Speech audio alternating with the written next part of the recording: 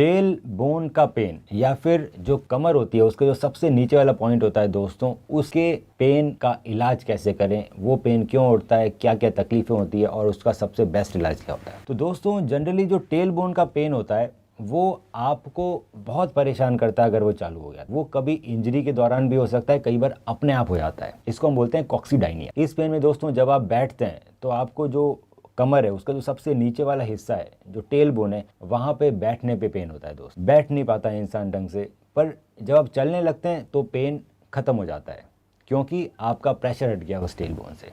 कुछ कुछ कंडीशंस इस टेल बोन के पेन को मिमिक करती है, मतलब एक जैसे आपको सिम्टम्स मिलते हैं, जैसे कि पाइलोनेडल साइनस। उसके अंदर आपके टेल बोन के एरिया में एक फोड़ा हो सकता है। इसका दर्द दोस्तों चलते हुए भी रहता है और बैठने पे भी होता है। तो जानना बहुत ज़रूरी है कि आखिर वो टेल बोन का पेन कॉक्सीडाइनिया है या कोई और डिजीज़ है जैसे कि पाइलोनेडल साइनस। अगर आपके टेल बोन के एरिया में कोई आपको पिंपल नहीं दिख रहा, कोई पस का या कोई उस तरह का फोड़ा नहीं दिख रहा, तो मोस्टली वो कॉक्सीडाइनिया ही है, टेल बोन का पेन है। जब ये इनिशियली चालू होता है दोस्तों तो सबसे इम्पॉर्टेंट थेरेपी होती है इसके अंदर कि आपको एक सैक्रल कुशन लेना है। जब तक आप बिना कुशन के बैठते रहेंगे तब तक टेल बोन इरिटेट होती रहेगी और आपको पेन में रिलीफ कभी नहीं मिले। तो हम एडवाइस करते हैं कि आप हमेशा सैक्रल कुशन अपने साथ लेके चलिए। सैक्रल कुशन कई सारे शेप्स के आते हैं, गोल भी आते हैं और चौकोर भी आते हैं। प्रैक्टिकल यूज़ के लिए गोल जो ट्यूब जैसे सैक्रल कुशन रहते हैं वो दोस्तों इतने यूज़फुल नहीं रहते क्योंकि वो अनकंफर्टेबल होते हैं बैठने में। सो मैं एडवाइस करूंगा कि आप स्क्वायर शेप के सैक्रल कुशन लीजिए, उसमें यू शेप का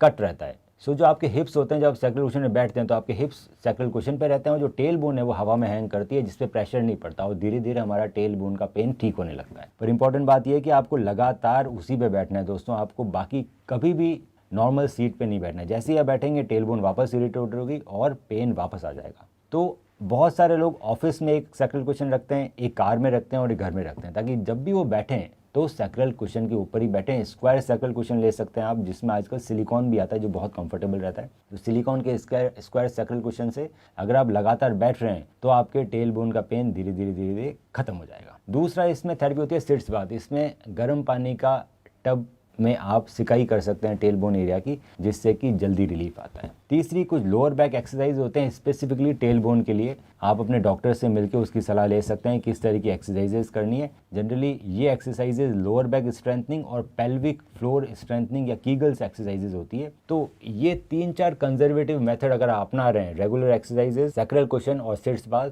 तो आपका टेल बोन पूरी तरह से खत्म हो जाएगा और वापस भी नहीं आएगा। पर कुछ कुछ लोगों में ये सब करने के बाद भी टेल बोन पेन खत्म नहीं होता है दोस्तों। इस कंडीशन में हम आगे इन्वेस्टिगेट करते हैं, जैसे कि एक्सरे करेंगे, एमआरआई करेंगे उस एरिया की। अगर एमआरआई में कुछ एबनॉर्मलिटीज नहीं निकली, जैसे कि इन्फेक्शन या फ्रैक्चर, तो उस पर्टिकुलर एरिया टेल बोन के अंदर हम इंजेक्शन के माध्यम से टेल बोन का पेन ठीक कर सकते हैं। इंजेक्शन स्टेरॉइड के भी लगते हैं और injection PRP platelet rich plasma के भी लगते हैं। दोनों के इंजेक्शन लगाने से टेल बोन का पेन बिल्कुल खत्म हो जाता है बच्चे कुचे लोगों में। पर साथ में ये सब चीज़ें करना ही बहुत ज़रूरी है, जिसमें सैक्रल कुशन, सिट्स बाथ और एक्सरसाइजेज है। पर अगर एमआरआई में कुछ एबनॉर्मलिटीज निकल आती है तो उस पर्टिकुलर एबनॉर्मलिटी का डॉक्टर से इलाज करते हैं और आपका टेल बोन का पेन खत्म हो जाता है। तो बहुत ज़रूरी है कि आप पहले ये कंजर्वेटिव मेथड अपनाएं अगर आपको टेल बोन पेन है।